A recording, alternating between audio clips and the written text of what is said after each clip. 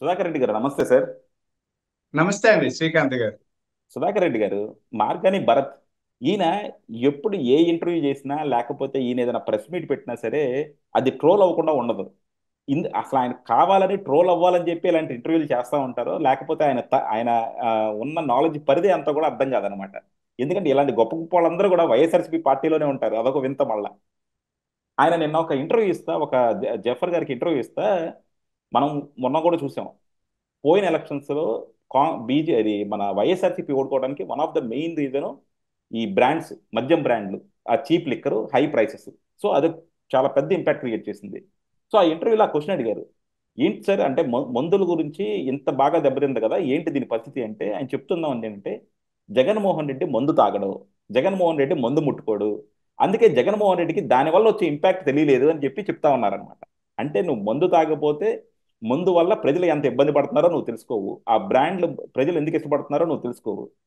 మందు ఒక్కటే కాదు, నువ్వు హిందువు కూడా కాదు, నువ్వు హిందూ గుళ్ళకు కూడా వెళ్ళవు, అందుకే హిందూ సాంప్రదాయాలు నీకు తెలియదు. అలాగే ప్రభుత్వంలో కూడా నువ్వు ఎప్పుడు ఇన్వాల్వ్ అయ్యలేవు కాబట్టి ప్రభుత్వం చేయాల్సిన బాధ్యతలు కూడా నీకు తెలియదు. ఇలా అని చెప్పి జనాలు విపరీతంగా ట్రోల్ చేస్తా ఉన్నారు సార్.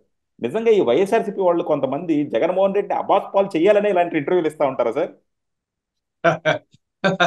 ఆయన భరత్ కొద్ది చాలా తెలివైన యువకుడు అండి. ఉమ్, ఎందుకంటున్నా అంటే ఒకసారి మా అబ్బాయి మా Harsha junior chamber international state president గా ఉండి ఒక వ్యాలిడిక్టరీ ఫంక్షన్ కి ఆయన చీఫ్ గెస్ట్ గా పిలిచారు. నేను అక్కడ పోయి ఆశ్చర్యపోయినా. నేను ఎక్కువగా అప్పుడు బాగా జగన్మోహన్ రెడ్డి గారిని విమర్శ చేస్తుంటా.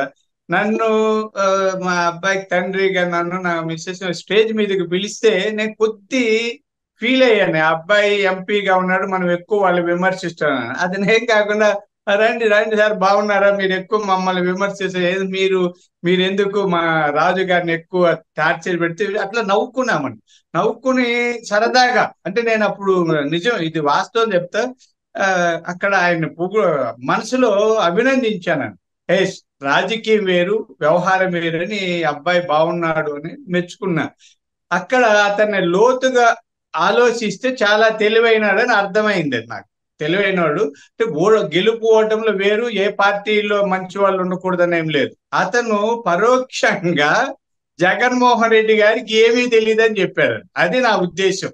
జగన్మోహన్ రెడ్డి ఎరిబాగులాడండి, ఈ ఆ, పరిపాలనకు పనికిరాడు, అతను దోపిడీ తప్ప ఏం తెలియదు. ఆయనకి తెలిసింది ఒక్కటే అండి, దోచుకోవడం ఎలా, దాచుకోవడం ఎలా, ఏమార్చడం ఎలా. ఆయనకు రోడ్లు ఎలా ఉంటాయో తెలియదు. ఎందుకంటే హెలికాప్టర్లో తిరుగుతారు, పైన పైన తిరుగుతారు, ప్రత్యేక విమానాలు. జనానికి రోడ్లు అవసరం తెలియదు. పరిపాలన ఎలా చేయలేదు. ఆయన పరిపాలన అంటేనే దోచుకోడు, రికార్డులు తారుమారు చేయడం, ఏమార్చడు, నీకింత నాకింత, నేను ఇది ఇస్తా నువ్వు నాకు అది ఇవ్వు అనేది అది మాత్రం తెలుసు. ఇలా ఏమీ తెలీదు జగన్మోహన్ రెడ్డి గారి కన్న విషయాన్ని ప్రజలు తెలుసుకోవాలి కదా. ఆయన ఆ పార్టీలో ఉండి మనకందరికి ఉప్పందించారేమో అని అనిపిస్తుందండి. మీకు తెలుసు కదా, ఉప్పందించారు. ఆయన జగన్మోహన్ రెడ్డి గారు ఒక అమాయకుడు, ఎర్రి బాగలోడు, తెక్కలోడు, మూర్ఖుడు, మతి సరిగా లేనివాడు, మోసగాడు, ఇవన్నీ అనలేక మీరందరూ వినండి అని చెప్పి ఆయన ఒక మాట చెప్పి వదిలేశాడని నేను అనుకుంటున్నా. ఏ మందు తెలియకపోతే జనాల్ని మోసం చేస్తామా? ఏంటి ఇప్పుడు మనం ఉన్నాము, ఒక హోటల్ పెట్టాను, నాకు వంట వండేది రాదు. వంట వండేది రాలేకపోతే నేను హోటల్ పెట్టనా?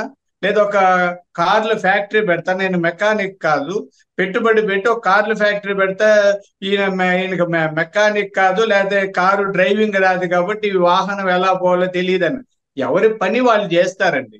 ఒక ముఖ్యమంత్రికి సమగ్రమైన అవగాహన ఉండాలి. అవసరమైతే సమగ్రమైన సమాచారం తెప్పించుకోవాలి, తెచ్చుకుంటారు. ఇంతకు ముందు ఎలా ఉందో గమనించాలి. అందరికి అన్ని తెలిసారని అంటే చంద్రబాబు నాయుడు గారి కన్నా బ్రాందీ షాపులు ఉన్నాయా, లేకపోతే ఇంకెవరికైనా ఉన్నాయా? కానీ ఒక ఎవరికి లేవే. ఒక వింత మనం చూసారా సార్? అధికారులకు వచ్చినప్పుడు తెలుసుకుంటామని.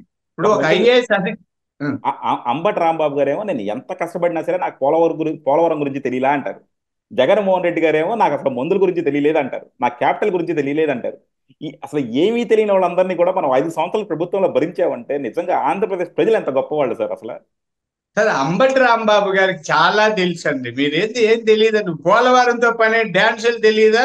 ఆ, డాన్సులు తెలీదా? చీకట్లో చిందులు వేయడం తెలీదా? రోడ్ల మీద తెలీదా?